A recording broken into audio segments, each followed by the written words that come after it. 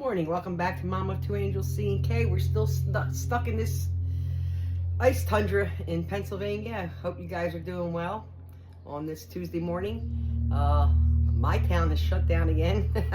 There's no school. There's people still trying to dig themselves out.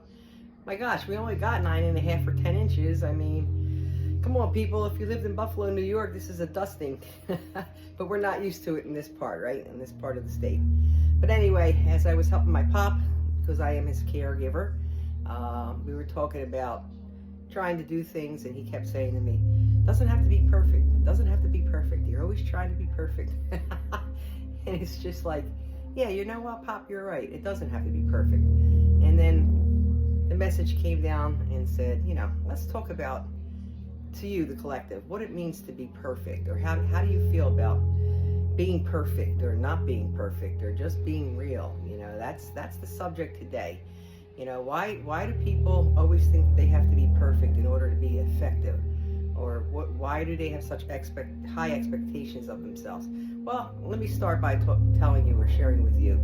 I'm almost 67 years old, and all my life I felt like when I do something, I have to do it to perfection, or my perfection, right?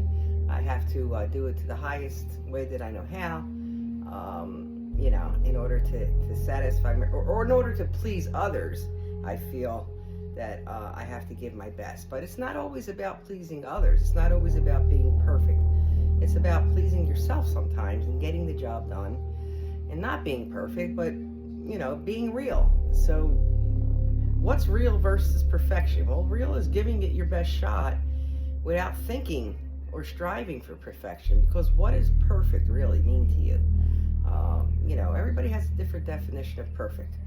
If you give it your best shot and you're doing something for yourself or for someone else, just give it your best shot. You don't have to be perfect. There is no perfect. We live in an imperfect world. How can you be perfect? It doesn't happen. When you get to the next level, when you transition out of this body and into the mind and spirit one day when you pass on, then you can worry about being perfect. Down here, there is no perfection. We're human. That's why we're taking this journey we call life. There is no perfection. You're here to learn all the different lessons and to help each other out as human beings.